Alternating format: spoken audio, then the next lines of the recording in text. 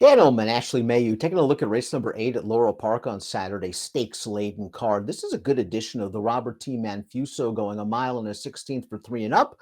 Let's take a peek at this 100-grander. It's a pretty big field. And again, I think you can make a lot of different cases. Awfully Cool, the number 2 is 2-1. Beat a very good field 2 starts back at Parks, likely in over his head last time out in the Cigar Mile. He will be aggressively ridden from the stalls. Going to make his first appearance at Laurel Park. And, he's had some really big performances down at Parks. You mentioned more recently, Cigar Mile. It was just too tough of a race. Look at some of the names that he's even faced down the page. I mean, that was a pretty tough spot for him, but excited to see him. I think a mile and a 16th, he should be fine at. I know he's 0 for 2 in the distance in terms of wins, but he's got 2 nice second place finishes. And I think this field kind of gets split. I think there's 4 horses that look very live on paper, time and time again, and the other 4, once in a while, they have a standout performance. So I wouldn't be shocked to see a favorite win it, but at the same time, horses like Double Crown and Forewarned, when you least expect them to win, that's when they're there. We'll throw up the Timeform US pace projector for this race. And really the key for a horse like Awfully Cool. And I think he should take advantage of his advantageous inside post. There's such a short run into the first turn at Laurel, going a mile and a 16th, that I would think Kendrick Carmouche, normally an aggressive jockey anyway, is just going to take the race to a horse like Ain't de Beer Cold. The key is whether Ain't de Beer Cold really pushes Awfully Cool. Yeah, I think this kind of pace projection is spot on. These are the 2 that I figured would be forwardly placed from the get-go. Other horses I think are just going to try to sit the trip just off of them. So I really think there'll be a top flight, most likely these 2, with a group of about 3 horses just off their tail. The number 1 Double Crown, he is used to pulling off big upsets at big prices. He won the Grade 2 Kelso in 2022 at something like 40-1, but his most recent start wasn't very good over a wet track. It is worth noting, however, he runs very well in the state of Maryland, and his last win was a stakes score off a 6-day rest. In this spot, Ray Ginter, Lynn Cash, bringing him back in a week. The race at Oaklawn, I mean, $200,000. The tinsel, it was only a field of 6, but there's a lot of money on the line. I don't think he handled the off-going very well there. I just think there's a lot of things that he was just kind of maybe overmatched there. But the effort 2 back, I did like. I know it's going 7/8, but go down the page. The distance won't be an issue for him. Yeah, and that race 2 starts back might be a little bit better than it looked. I thought it was a very speed-biased racetrack, and 7's11 took that field gate to wire. Double Crown did very well to get second, rallying from so far off of the pace. Speaking of pace, one of the pace setters, likely to be the number 2 Awfully Cool. And look at the names he bested. 2 starts back at Parks. He beat King Kumbale, who came back to beat several of these horses at Laurel in his most recent start. And the 3rd place finisher, Nimitz Class, has spent most of the year in the Mid-Atlantic as one of the top handicap horses here. We kind of talked about it earlier. Cigar Mile overmatched.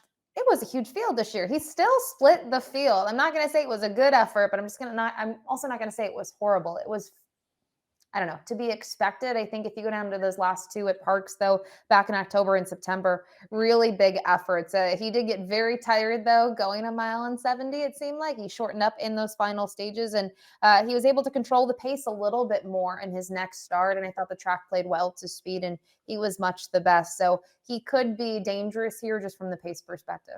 And just think, he's a relatively lightly raced 3-year-old. We've probably seen the best of some of these other horses already. It's possible we haven't seen Awfully Cool's best. Maybe it'll come on Saturday. Forewarned is the number 3. While Awfully Cool likes to run on the lead, Forewarned is a true deep closer. He'll be last early in all likelihood. And here's his most recent start, the Richard W. Small, where he comes widest to finish second. Now, while he might have lost more ground, keep an eye on the horse in behind that's eventually going to run 3rd. That's Be Better, who might have been stymied at a key point in that race, and Forewarned got the jump on him, and that allowed him to get second despite losing ground.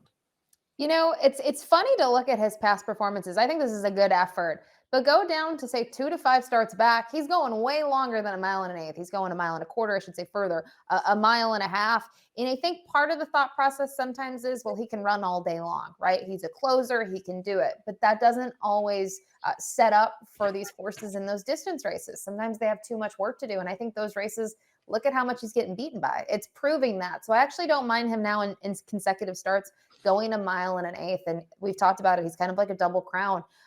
He might only be 1 for 12 this year, but he still made over 130,000. He just pops good races here and there, and he gets the setup. Let's talk a little bit about Ain't the Beer Cold, who's up next. And this horse has really found another gear in his last couple of starts when they've decided to just send him from the gate. He's had a lot of foot problems throughout his career. He was wearing bar shoes for most of his races in early 2023. Kenny Cox told me they decided to switch to the glue-on shoes, and all of a sudden, he's gotten back into form. He just missed in the Maryland Million Classic. He got placed first via disqualification. And last time out, we saw that race, the Richard W. Small. Closers did well because that pace was so hot. Yeah, it fell apart, with the pace, and you talk about the scenario. So maybe we can draw a line through that. I still think it was nice to see him forward in consecutive starts. It looks like they've sometimes attempted this and hasn't worked well. But when you go to earlier this year, I know he wasn't winning those races necessarily, but as you've mentioned, he has been good when he's forwardly placed. And if it's just him and Awfully Cool sent from the gate, he could at least get a share here, maybe at a big price. There's some class concerns for a horse like Luigi Spirit as he steps up into the stakes ranks for the first time, but certainly not one from a consistency standpoint. His last 6 races, he's been on the board in all of them. He was second in his most recent start at the Fairgrounds on a $35,000 starter allowance. Consistent, must improve from a buyer standpoint. Absolutely, he must. And it's interesting to watch him. He had that big gap between November of 2021 where he didn't really show anything on debut. California Frolic one, I think that's Saffy Joseph Jr. horse. We don't see him for over a year. And then he's really been consistent. Even, look at some of his performances. What's his worst performances? 2 fourth-place finishes. Everything else, he's been in the money. So interesting to see him in this spot. I think it's interesting just knowing that the waters are really deep and he's going to need to show more. But I wouldn't be surprised to see him rolling late. Interesting new face to the stakes division here in the Mid-Atlantic's the 6, Kinetic Sky, coming down from New York in excellent form for Rick Dutrow Jr. Here's his win and allowance, going 7/8 of a mile. I like the way this horse finished off the race, Ashley. He sat on the outside. He still has some work to do, and he is running very powerfully in the final 16th. Yeah, I love this performance. I think, looking at who he faced here, it's a good performance. I thought some of the other runners in here are respectable. And the way he's going to get up here and get the job done, he just closes so nicely on the outside. And you can see his rider not really asking him. He just goes by Baby Yoda and some of the other horses. So I like that about him. I think he probably had an excuse 2 starts back, and the excuse being, well, racing 6 days later. They liked his performance back on September 15th. Rick Dutcher was never afraid to kind of bring a horse back in the entries, and they did that, and it just didn't pan out. So I like that they regrouped, and he won so nicely in that spot. And while he's stretching out in distance, he has run very well at distances as far as a mile and 3/16 in his career, so this shouldn't be an issue. Be better than number 7 for Rapoli Stable, Brittany Russell. We saw him just sort of get stuck in behind horses at a key moment in the small. When he got clear, he ran on pretty well to be third. He is a horse that likes distance, but is going to need a little bit of pace up front.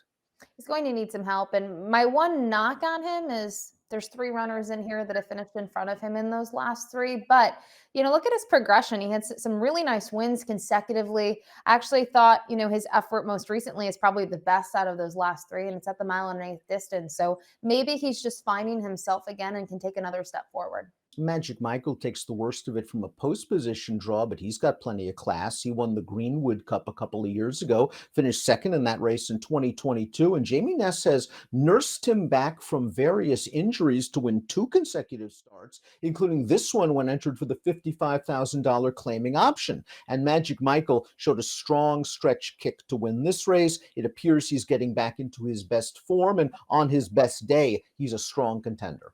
Absolutely. And I think it's going to come down to where his connections are going to have him early on. You're going to look at his races. Sometimes he's towards the back of the pack. Sometimes he's got a couple of horses beaten. And I think that's probably the trip he's going to need, because luckily he benefits. There are some deep closers in here that he can probably be faster than them early on and get in that position. And he does have the outside draw, which leaves him with options. I thought that performance, though, that we saw was really nice. He kind of improved in buyer speed figure. It was a step forward, and it set up for him.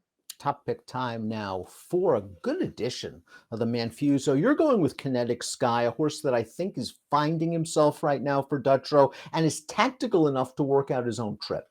You stole my thunder. I think that's basically why I like him in here. I thought he had a huge excuse 2 starts back just off that short freshening. And other than that, he's been very well managed by Dutcher. Look at his other 3 performances in the barn. So I like it that he also has that confidence boosting win coming into this. Be better than number 7. His lack of speed worries me a little bit because he's going to have things work out. It didn't last time out, but I do think the pace might be there for him, and I'm expecting a pretty strong late run. He's pretty consistent. 7-2-3-6 for me, 6-7-2-8 for Ashley. It's the Robert T. Manfuso, and it's one of 4 stakes races at Laurel Park on Saturday. Good luck.